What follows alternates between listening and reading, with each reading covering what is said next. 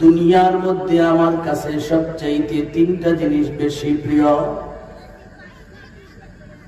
আল্লাহর রাসূল বললেন, আত-তাআম, হালাল খাবার আমি নবীর কাছে বেশি প্রিয়। হালাল খাবার। ওয়াত-তিব, আমি নবীর কাছে সুগন্ধি বেশি প্রিয়, আতর বেশি প্রিয়। তৃতীয় নম্বর, ওয়ান-নিসা, নেককার স্ত্রী আমি রাসূলের কাছে বেশি প্রিয়। আল্লাহ কয়, নবী আমার, আপনার কাছে হালাল প্রিয়, আপনার কাছে সুগন্ধি প্রিয়, আমি আল্লাহ আপনাকে পুরা শরীরটা সুগন্ধি বানায়া দিলাম।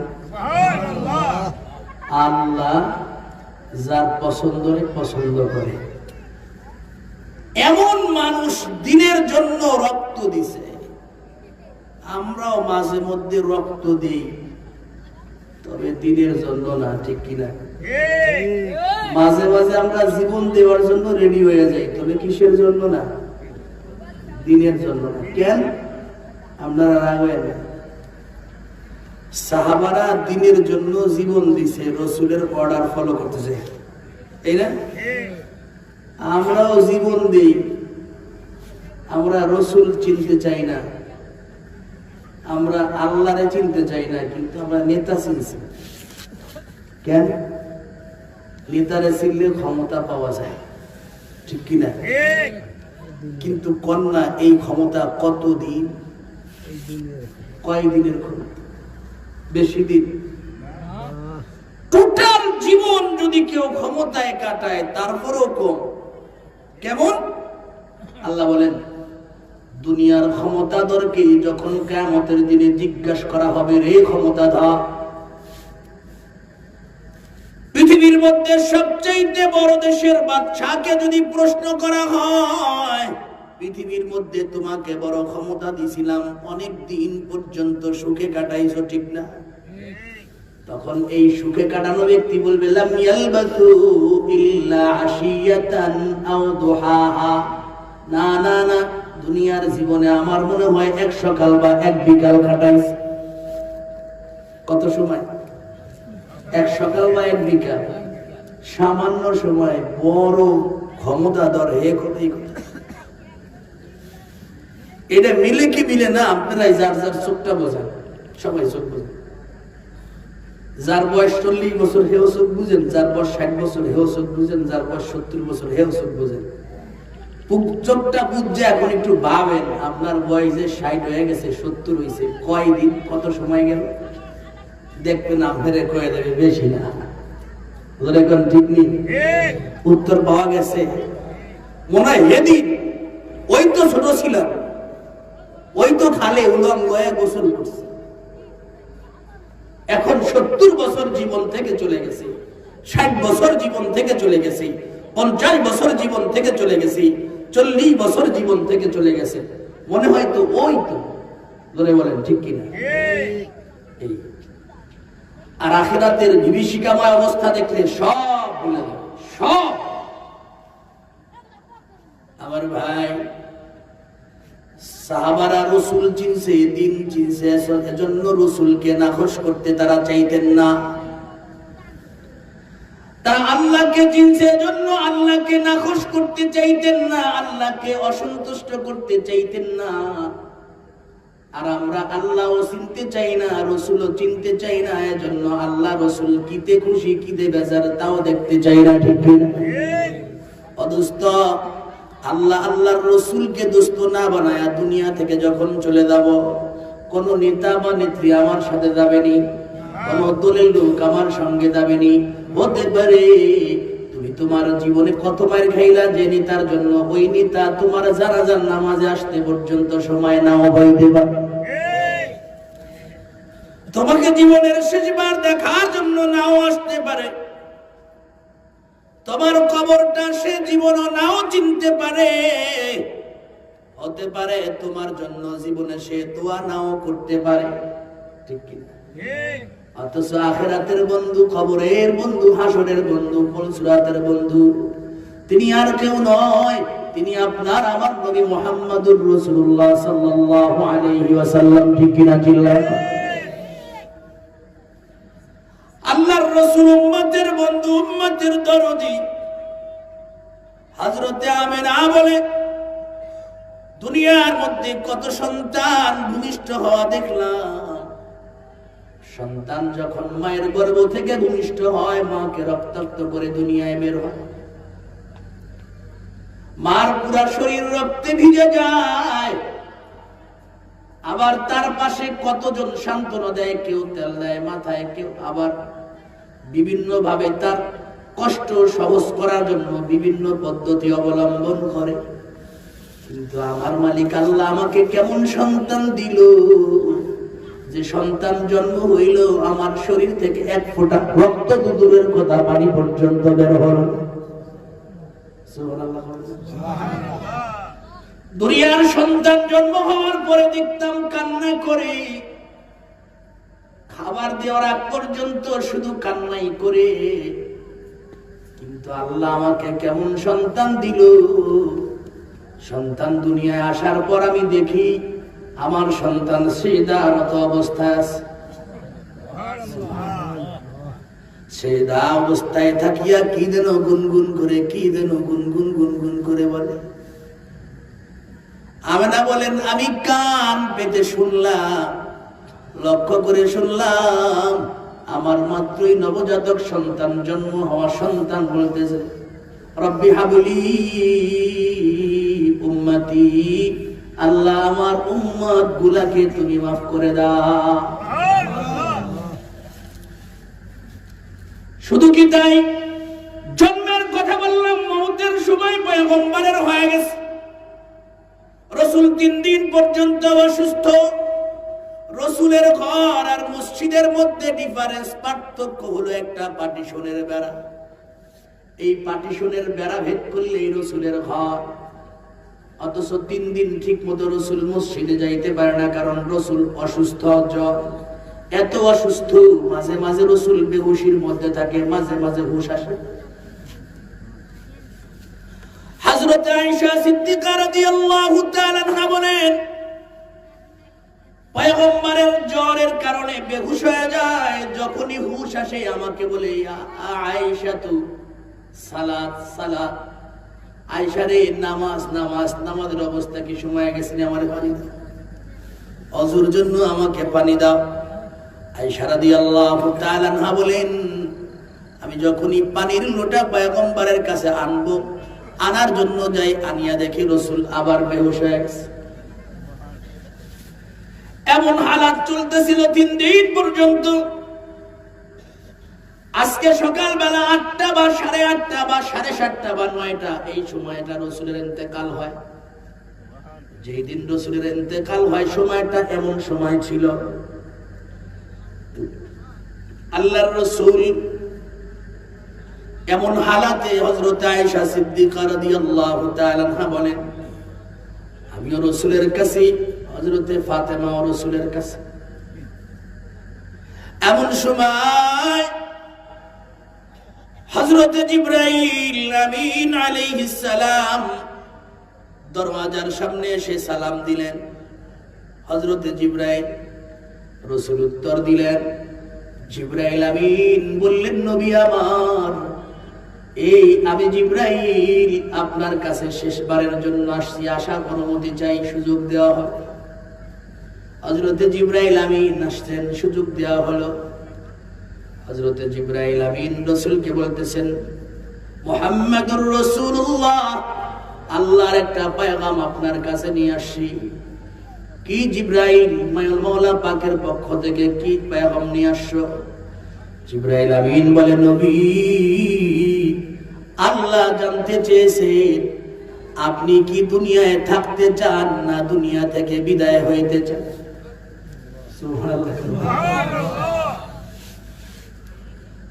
যদি আপনি দুনিয়া থেকে যাইতে চান, তাহলে কিভাবে যাইতে চান? সশরীরে যাইতে চান, শরীর ধরে নিয়ে যাব জান্নাতে, এভাবে যাইতে চান, নাকি আপনার শরীর থেকে রূহটা কবজ যেমন হয় এমন হয়ে যাইতে চান? আল্লাহর রাসূল জিবরাইল আমিনকে বলে, জিবরাইল রে, কও না আমার উম্মতকে মাওলা পাক কেমন করে দুনিয়া থেকে বিদায় দিবে। সুবহানাল্লাহ। নেতা কাকে বলে? নেতা কাকে বলে? আর কোন নেতার পিছনে দৌড়ায়? নেতারা যদি 400 মিটার দৌড় দেওয়া হয় তাহলে নেতা স্রোত পিছনের যারা আছে এখন দেখার সময় নাই, 600 মিটার দৌড় দিয়ে পারবে। ঠিক কিনা? জিবরাইল কও না, বলো না আমার উম্মতকে আল্লাহ পাক রব্বুল আলামিন কেমন মৃত্যু দিবে। আমি নবী এমন স্বার্থপর নবী নয়, আমার উম্মতকে এক সূরাতে মৃত্যু দিবে। আর আমি নবী সুযোগ পাইয়া সময় পাইয়া ফাঁকি দিয়া আসমানে চলে যাবো, এমন নবী আমি। জিবরাইল আমিন বলতেছে, আল্লাহর রাসূল আপনার উম্মতের তো আজরাইল আলাইহিস সালাতু ওয়াস সালাম জান কবজ করে নিবে। মুহাম্মদুর রাসূলুল্লাহ বললেন, তাহলে আমাকে এরকম জান কবজ করে নিয়ে যাও, আমি জান কবজ করে মৃত্যু চাই, আমি এরকম দুনিয়া থেকে যাইতে চাই না। অদস্ত আল্লাহর রাসূলের মওতের যন্ত্রণা যখন শুরু হয়ে গেল, আল্লাহর রাসূল বারে বারে বলে, ইয়া আয়েশাতু, ইয়া আয়েশাতু, সাকরাতুল মাউতি হাক্কুন, মৃত্যুর যন্ত্রণা সত্য। আল্লাহর রাসূলের মুখমণ্ডল ঘামায়া ঝরঝর করে ঘাম পড়ে। আয়েশাকে বললেন, আয়েশা রে, আমার পাশে একটা পাত্রের মধ্যে পানি দাও, ঠান্ডা পানি দাও। আমার বুকের উপরে মনে হয় পুরা পৃথিবীর পাহাড় গুলা চাপায় দিছে। আমার কাছে ঠান্ডা পানি দাও। আয়েশা রাদিয়াল্লাহু তাআলা আনহা বলেন, আমি একটা ঠান্ডা পানির পেয়ালা রাসূলের পাশে দিলাম। আল্লাহর রাসূল বারবার হাত মোবারক পেয়ালার মধ্যে ঢুকায়া পানি দিয়া মুখের মধ্যে বারবার পানি দেয়, ঠিক, কিন্তু তারপরে মুখটা ঘামাচ্ছে। রে বন্ধু, মৌতের যন্ত্রণা সত্য। মৌতের যন্ত্রণা যখন শুরু হয়, আল্লাহর রাসূল সহ্য করতে পারে না। আল্লাহর রাসূল বুঝায়া দিলেন, উম্মত রে, উম্মত, মৌতের যন্ত্রণা বড় কঠিন। এই মৌতের যন্ত্রণা যদি পুরা পৃথিবীকে ভাগ করে দেওয়া হতো, পুরা পৃথিবী এই মৌতের যন্ত্রণা অবস্থা বেগতিক হয়ে যেত। কথায় কথায় মনে পড়ে যায়, হযরতে ঈসা আলাইহিস সালাতু ওয়াস সালাম রওনা করছেন মরুভূমি দিয়ে। হাঁটতেছে, হঠাৎ করে তার পায়ের সঙ্গে বড় একটা মাথার খুলি পায়ে বেজে গেল। হযরতে ঈসা আলাইহিস সালাতু ওয়াস সালাম তাকায় দেখে মাথার খুলি, বড় একটা মাথার খুলি। মাথার খুলি দেখে উনি বুঝছেন এটা স্বাভাবিক মানুষের মাথার খুলি না, অনেক বড় মানুষেরই মাথার খুলি। এই জন্য হযরতে ঈসা আলাইহিস সালাতু ওয়াস সালাম মাথার খুলিকে সামনে করে বলল, হে মাথার খুলি, কুম বিইذنিল্লাহ, আল্লাহর হুকুমে জীবিত হয়ে দাও। ঈসা নবীর পাওয়ার আল্লাহ দিয়েছিলেন, আল্লাহর হুকুমে কোনো কিছু কোনো মুর্দাকে জীবিত করতে বললে জীবিত হয়ে যাইত। হযরতে ঈসা আলাইহিস সালাতু ওয়াস সালাম বলতে দেরি, সঙ্গে সঙ্গে মাথার খুলিওয়ালা জীবিত হয়ে গেছে। জীবিত হয়ে হযরতে ঈসা পয়গম্বরকে সালাম দিতেছে। ঈসা পয়গম্বর উত্তর দিয়া বলল, রে ভাই, তোমার নাম কি? কয়, আমার নাম হলো গিয়া সাম ইবনে নূহ, মানে আমার নাম হলো সাম, বাবার নাম হলো নূহ। বাবার নাম কি? নূহ। আপনারা জানেন হযরতে ঈসা আলাইহিস সালাম, হযরতে নূহ আলাইহিস সালামের 4টা ছেলে ছিল, তার মধ্যে একটা সাম। হযরতে ঈসা আলাইহিস সালাম বললেন, রে সাম, তোমরা তো হযরত ইব্রাহিম পয়গম্বরের আগেকার ছিলা, কিন্তু কও না তোমার মুখের দাড়িগুলা কেমন করে পাকলো, মাথার চুল কেমন করে পাকলো? কারণ হযরত ইব্রাহিম পয়গম্বরের আগে কোনো চুল পাকা, দাড়ি পাকার কোনো দস্তুর ছিল না, নিয়মই ছিল না। যেরকম ফিরাউন পানিতে ডুবে মরার আগে, কোন মানুষ পানিতে ডুবলে মারা গেলে আর কোন সময় ভাসতো না, কিন্তু ফিরাউন পানিতে ডুবার পর সম্প্রদায় কয় আমার আল্লাহ পানির দেশের মধ্যে যোগাযোগ করতে গেছে, মরে না। ফিরাউনের অনুসারীরা কয় আমার আল্লাহ পানির নিচে একটা জগৎ আছে, এই জগতের লোকের সঙ্গে দেখা সাক্ষাৎ করতে আছে। আল্লাহ কয় কেমন দেখা হইতেছে? আমি আল্লাহ দেখায় দিলাম।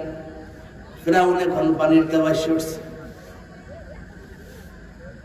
হযরত ঈসা পয়গম্বর বললেন, রে সাম ভাই, কও না তোমার মুখের দাড়িগুলা, তোমার মাথার চুলগুলা কেমন করে পাকলো? কয় আমার মাথার চুল, আমার মুখের দাড়ি মৌতের যন্ত্রণায় পেকে গিয়েছে। বিভিন্ন কথা হলো, দীর্ঘ কথার পর হযরতে ঈসা আলাইহিস সালাতু ওয়াস সালাম বললেন, রে ভাই সাম, দুনিয়ায় কি বাঁচতে চাও আর কিছু? এলে আমি আল্লাহর কাছে দরখাস্ত করি। হযরতে সাম বলে, পয়গম্বর কন্যা, তার আগে আমি দুনিয়ায় যদি বেঁচে থাকি তাহলে কি আবার আগের মতো মরা লাগবে? তাইলে মাফও চাই, দোয়াও চাই, আমি আর দুনিয়ায় থাকতে চাই। অবন্ধুর সামনে কিন্তু এমন মরুতের কষ্ট আমাদের আছে, জোরে বলেন আছে কি নাই? আরো জোরে বলেন আছে কি নাই? মরা লাগবে না এমন কোন মানুষ আসেনি? মনে কয় মরা লাগবে না, কিন্তু বাস্তবে না মরে পারা যাবে না। মনে কোনো সময় কয় না তুমি মারা যাবা।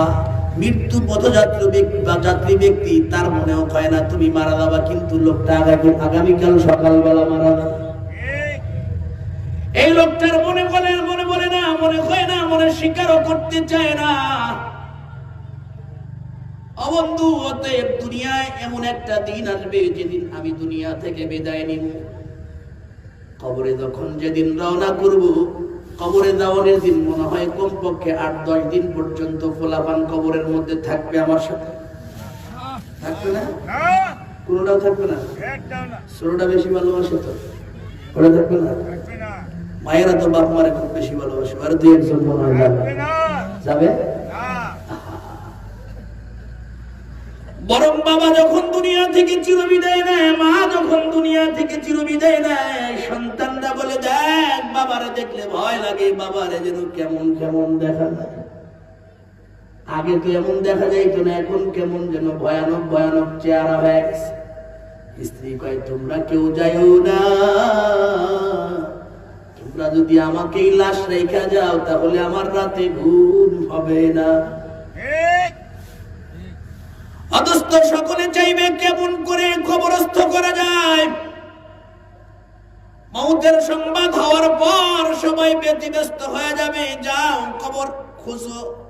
কাউকে বলা হবে যাও তাড়াতাড়ি যাও, না হলে দোকান বন্ধ হয়ে যাবে, তাড়াতাড়ি কমপক্ষে কাপড়ের কাপড়গুলা নিয়ে আসো, যাও হাট বন্ধ হয়ে যাবে, এই বিকালের মধ্যে বাস 2-3টা নিয়ে আসো, লেট করো না, দেরি করলে সমস্যা। বলেন ঠিক কিনা? আর মানুষের জন্য হবে মনে হয়, আমার জন্য হবে, অন্য মানুষের জন্য হবে, আমার জন্য না, সবার জন্য তো। তাড়াতাড়ি গোসল দিয়া ফেলাও। কয় শরীরের মধ্যে শীতের দিন মারা গেছে, মোটা কাপড় কয় কেচি দিয়া কাইটা ফেলাও, কাপড় চুপড়ের অভাব নাই, কাইটা ওই পাশে ফালায় দাও, নাইলে খালে বাসায়। জোরে বলেন ঠিক কিনা? কিসের মহাব্বত, কার লাগিয়া এত কান্নাকাটি, কার লাগিয়া এত দৌড়াদৌড়ি, কার জন্য এত কিছু রে বন্ধু? কিছুই আমার না।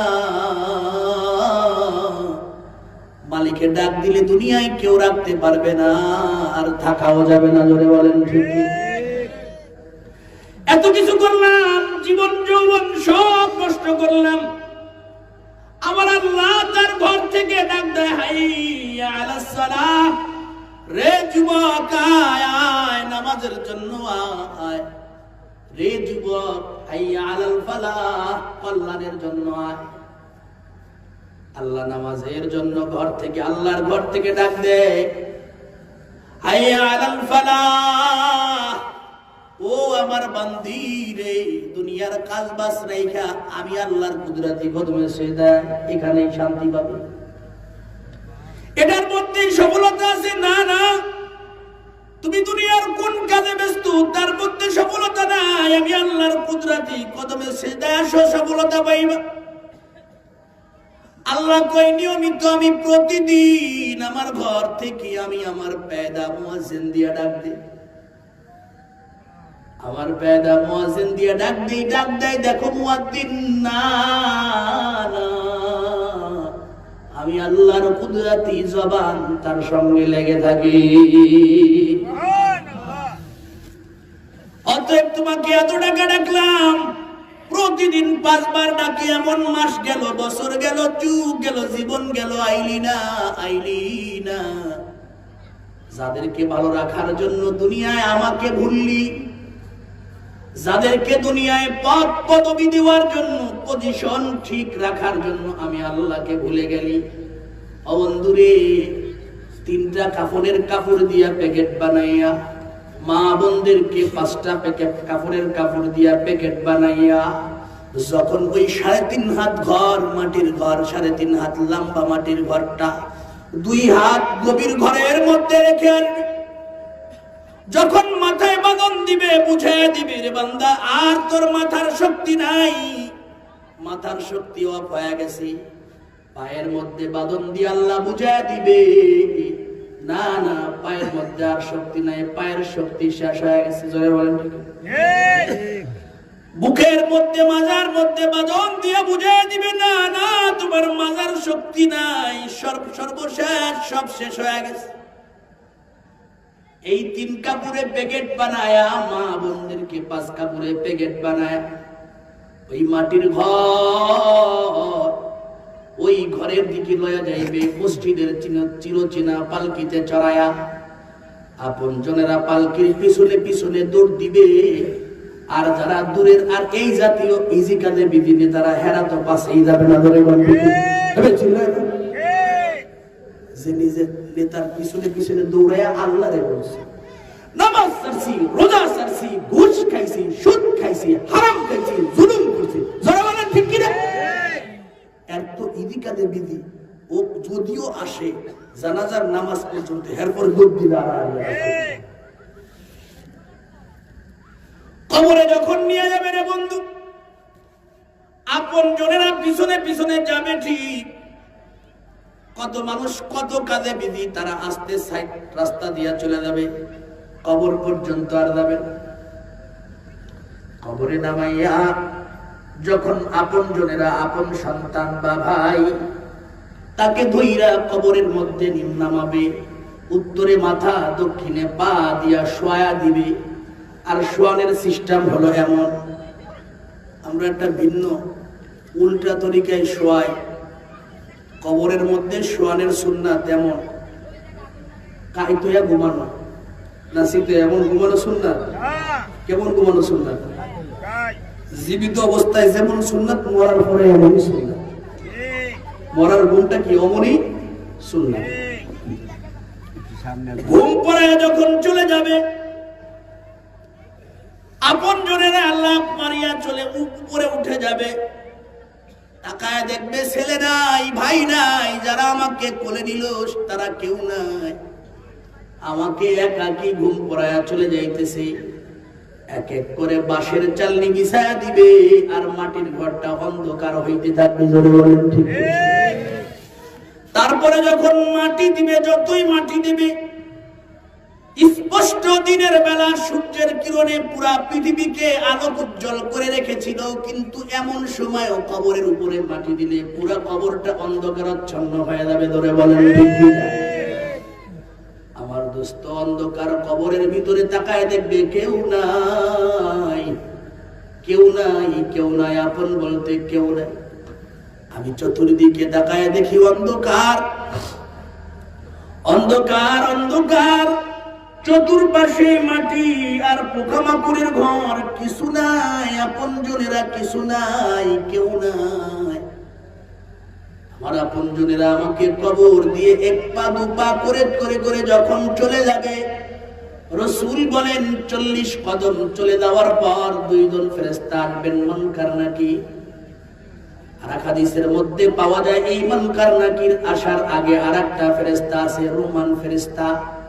এই রোমান ফেরেশতা হলো গিয়া সিল সাফর লাগাইতে, সিল সাফর দিবে, সিল দিবে। এটা মেড ইন চায়না, না মেড ইন জাপান, না মেড ইন বাঙালি, না মেড ইন ইন্ডিয়া। এই সিলটা লাগাইতে দুনিয়া থেকে ট্রান্সফার করা হয়েছে, আখিরাতের দিকে রওনা করেছে। মাঝখানে ভায়া হলো খবর আলমে বরজাক।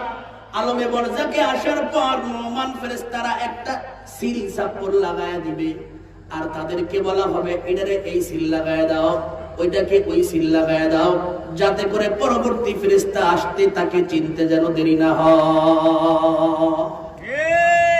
এজন্যই তো রাসূলের সুন্নাত আমার উম্মতকে বাঁচাইতে হবে।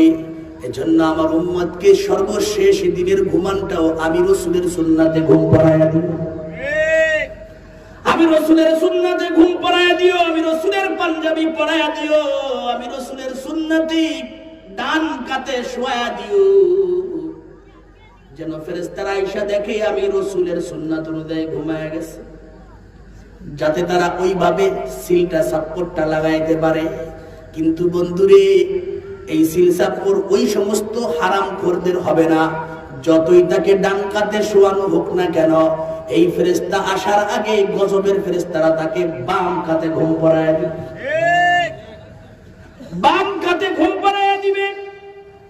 ডান দিকে কিবলার দিকে মুখ থাকবে না, কিবলার দিকে মুখ থাকবে না। হাজারো উদাহরণ আছে, কতটা উদাহরণ নিবেন। হযরতে বাইজিদ বুস্তামি রাহমাতুল্লাহ আলাইহির দরবারে একজন কাফন চোর রাতের বেলা বাইজিদ বুস্তামি রাহমাতুল্লাহ আলাইহির খানকায় আয়েশা কান্না শুরু করে দিছে। আল্লাহর ওলি বাইজিদ বুস্তামি রাহমাতুল্লাহ আলাইহির খানকায় আয়েশা কান্না করে। কিও বাইজিদ বুস্তামি রাহমাতুল্লাহ আলাইহি বলতেছে, রে কান্না করো কেন? কয় হুজুর, আমি বড় হারামখোর, জীবনে বড় অন্যায় করেছি, হারাম কাজ করেছি, আমার বড় ভয় হইতেছে আল্লাহ কি আমাকে মাফ করবে। পুরা শরীরের মধ্যে ভাইব্রেশন শুরু হয়ে গেছে, কাঁপতেছে, এত ভয়, এত কান্না। হযরতে বাইজিদ বুস্তামি রাহমাতুল্লাহ আলাইহি তো আল্লাহর ওলি, এই কাফন চোরের পরিচয় না জানিয়াও তারপরে বুকের সঙ্গে মিলায় কয়, বাবারে এত কান্না করিস না, একটু বন্ধ কর, কি হইছে বুঝায়া কর। কাফন চোরায় কয়, আল্লাহর ওলি, আমি জীবনে 2000-এর বেশি কাপড় চুরি করেছি, এই অন্যায়কে আল্লাহ মাফ করবে। কাজটা কি একদিনেই করেছো? কয় না, আমি কামাই শুরু করছি কাফন চুরি কইরা বাজারে বিক্রি করে, এটাই হলো আমার কামাই, রোজগার শুরু হয়ে গেছে। তাহলে আজকে এত গভীর রাত্রে কেন? কয় হুজুর, আজকে আমি আমার অভ্যাস অনুযায়ী আজকেও একটা কবর খুঁজলাম। কবর খোঁজার পর যখন বাঁশ উঠাইলাম, কাফন ধরবো, তখন তাকায় দেখি লোকটার মুখ হলো গিয়া বাম কাইতে, পূর্ব দিকে ফিরানো, পশ্চিম দিকে না, কিবলার উল্টা দিকে ফিরানো। কই তুমি এমন দেখেছো? আর কি দেখেছো? কয় হ, আমি আমার জীবনে যত কাফন চুরি করেছি, প্রায় 2000-এর বেশি কাফন চুরি করেছি, 1-2 জন বাদে সব মুর্দাকে আমি এমন অপোজিটে দেখছি, ভিন্ন দিকে মুখ ফিরানো দেখছি। কয় তারপর দেখার পরে তো তুমি দেখো, তাহলে তুমি কেন ভয় পাইলা? কয় আমি কাফন যখন খুললাম, শরীর থেকে তাকায় দেখি কাফনের মধ্যে কোনো মানুষ না, একটা শুয়ার ভরা। অথচ আল্লাহর ওলি, তার কবরের সময় আমি ছিলাম, তাকে আমি চিনি, তার জীবদ্দশায় তার সঙ্গে বহুবার কথা হয়েছে, বহু জায়গায় চলাফেরা করেছি, সে আমার পরিচিত। তারপরে যেদিন আজকে মারা গেল, আজকে তার জানাজায়ও ছিলাম, তাকে কোথায় কবর দিল, কেমনে দিল, তাও ম্যাপ করলাম, রাতের বেলা আসব বলে। কিন্তু যখন তার কবর খুঁজলাম, কাফন খোলার পর তাকায় দেখি লোক না, কোনো মানুষ নাই, একটা শুয়ার ভরা। আমার ভিতরে ভয়, শুধু শুয়ার হইলে তো হইতো, জিহ্বাটা বের করা, জিহ্বা নাভি পর্যন্ত বের করা। এই অবস্থা দেখে নিজেকে কন্ট্রোল করতে পারি নাই, এজন্য আপনার কাছে আসলাম, আমাকে কি আল্লাহ মাফ করবে? কই তুমি যে তাকে দেখলা তার হালাত এমন হইল কেন? তার কোন পাপাচার সম্পর্কে তোমার জানা আছে? কয় হ্যাঁ জানা আছে। ভাই কি পাপ করতো? কয় সে বেশি বেশি নেশা পান করতো, মদ খাইতো, নেশা জাতীয় খাবার খাইতো। ও বন্ধু, অতএব কত কথা কম, কবরের মধ্যে ডান কাতে শুয়াইলেই হবে না। দুনিয়ার জীবনে রাসূলের সুন্নাত মানলে ডান কাতের ডান থাকবে, নচেত থাকবে না। এই রোমান ফেরেশতারা যাওয়ার পর আবার দুইজন ফেরেশতা আসবে। ওই ফেরেশতারা হলো গিয়া বানকার নাকি। এই ফেরেশতারা আয়েশা কি করবে জানেননি? আয়েশা প্রশ্ন করবে, মার রব্বুকা, তোমার রবকে, ওয়া মান নাবিয়ুকা, তোমার নবীকে, ওয়া মা দীনুকা, তোমার ধর্ম কি? প্রশ্ন কয়টা? আরো জোরে বল না। এক নম্বর, মার রব্বুকা, তোমার রবকে। এটা খালি পুরুষরাই জিজ্ঞেস করবে, মহিলা গো মনে হয় না। না, পুরুষ মহিলা সবাইকে প্রশ্ন করবে, সবাইরই প্রশ্ন করবে তিনটা। এক নম্বর, মার রব্বুকা, তোমার রবকে। দ্বিতীয় নম্বর প্রশ্ন, আমার নাবিয়ুকা, তোমার নবীকে। আমা দীনুকা, তোমার ধর্ম কি ছিল? প্রশ্ন তিনটা, চতুর্থ কোনো প্রশ্ন নাই। এক নম্বর আল্লাহর পরিচয় চাইবে, দ্বিতীয় নম্বর নবীর পরিচয় চাইবে, তৃতীয় নম্বর ধর্মের পরিচয় চাইবে। ধরে বলেন ঠিক কিনা?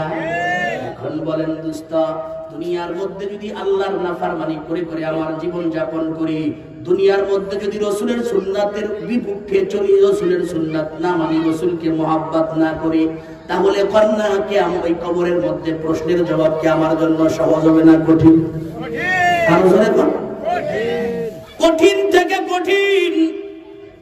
এজন্য সাহাবারা রাসূল চিনছে, আল্লাহরেও চিনছে, ধর্ম চিনছে। রাসূলরা ধর্মের জন্য জীবন পর্যন্ত দিছে, রক্ত দিছে। আপনার আমার নবী, যে নবীর শরীর ছিল মোবারক, যে নবীর উপরে মাসা মাসি পর্যন্ত পড়া হারাম, এই নবীও দিনের জন্য দাঁত মোবারক শহীদ করে দিয়েছেন। জোরে বলেন ঠিক কিনা? এজন্য আমার মুরব্বী বাবারা, যুবক ভাইরা, পর্দার অন্তরালের মা ও বোনেরা, দুনিয়ার নেতা চিনা লাভ নাই, রাসূলকে চিনো। দুনিয়ার ক্ষমতার পিছনে পড়ে লাভ নাই, আল্লাহর গোলাম হয়ে দুনিয়া থেকে বিদায় নেওয়ার ফিকিরে থাকি। জোরে বলেন ঠিক কিনা? আল্লাহর গোলাম হইলে লাভ আছে। আল্লাহর গোলাম হওয়া দরকার, আল্লাহর বান্দি হওয়া দরকার। আল্লাহর গোলাম যদি মারা যায়, আল্লাহর বান্দি যদি মারা যায়, আল্লাহর নেককার বান্দা, নেককার বান্দি যদি মারা যায়, আল্লাহর রাসূল বলেন নেককার যদি মারা যায়, তাহলে দুনিয়া পর্যন্ত নেককারের বিরহে কান্না করে। দুনিয়ার আকাশ কান্দে, দুনিয়ার বাতাস কান্দে, দুনিয়ার গাছপালা দুর্লতা সকলে কান্দে, কারণ নেককারের জন্য সকলে খুশি হয়। নেককার হলো দুনিয়ার মধ্যে নশার মতো, বরের মতো। নেককাররা দুনিয়ায় কিসের মতো? বরের মতো। যেরকম বর যাত্রী খাইতে গেলাম, যদি এইখানে বর পালায়া দেয়, তাহলে যাত্রীর ভ্যালু আসেনি, যাত্রীর দাম আসেনি। বর যদি চলে দেয়, তাহলে আমরা যদি 100 যাত্রী থাকি, তাহলে বর যায় যাও, আমরা খাইয়ে খেয়ে যাবো না। এমন কোন বলদ আছে? আরে বর চলে গেলে আমার কথা বলছে। নেককার হলো বর। নেককার মারা গেলে পুরা দুনিয়া কান্না শুরু করে দেয়। নেককার মারা গেলে দুনিয়ার সব মাখলুক গুলা কান্না করে দেয়। নেককারের বিরহে সকলে কান্দে। নেককারের জন্য আল্লাহ জগৎ ঠিক রাখছেন, বদকারের জন্য আল্লাহ জগৎ ঠিক রাখে নাই। জোরে বলেন ঠিক কি? নেককার হওয়া দরকারের জন্য আলা ইয়া সাকিনাল কসরিল মুআল্লা সাতুদফানু আন করিবিন ফিত তুরাবি লাহু মালাকুন ইউনাদি, লাহু মালাকুন ইউনাদি কুল্লা ইয়াউমিন লিদুলুলিল মাউতি ওয়া আবলুলিল খারাবি কলিলুন উমরিনা ফি দারে দুনিয়া আমরজিনা ইলা বাইতিত তুরাবি। প্রতিক্ষণ প্রতিদিন কবরের মাটি আপনাকে আমাকে ডাকে। প্রতিদিন একজন ফেরেশতা আমাদেরকে আহ্বান করে আর বলে, রে আল্লাহর জালেম, আল্লাহর নাফরমান, দুনিয়ায় ভালো করে চল, তোর কিন্তু যে কোনো সময় মৃত্যু হয়ে যাবে। এই দুনিয়ায় অট্টালিকায় থাকলেও তার থেকে তোকে নামানো হবে। এর আল্লাহর নাফরমান, দুনিয়ায় চলার সময় বুঝে শুনে চল। মাটি বলতে থাকে তুই যে আমার উপরে অহংকার নিয়ে চলস, লাভ নাই, লাভ নাই। বেশি দিন চলতে পারবি না, কয়েকদিন পরে আমার মধ্যে ঢুকবি, তখন তোর সমস্ত পাপাচার, অত্যাচার, গুনাহ, জুলুম সব মিটায় দিব। এজন্য খবরদার ফিকির মান হয়ে একটু চিন্তা করি, ধরে বলুন ঠিক, একটু চিন্তা করে শুনি। না না, কিছু নাই, কিছু নাই, সব ধ্বংস হয়ে গেল। যে বাবার ঔরসে আসলাম, বাবা কবরে ঘুমায়। যে দাদার ঔরসে আমার বাবা আসলো, দাদাও কবরে ঘুমায়। দাদা যে ঔরসে আসলো, সেও কবরে ঘুমায়। দাদার বাবা যে পেটে আসলো, সেও কবরে ঘুমায়। আমার বাবা যে পেটে আসলো, এও কবরে ঘুমায়। আমি যে পেটে আসলাম, সেও কবরে ঘুমায়।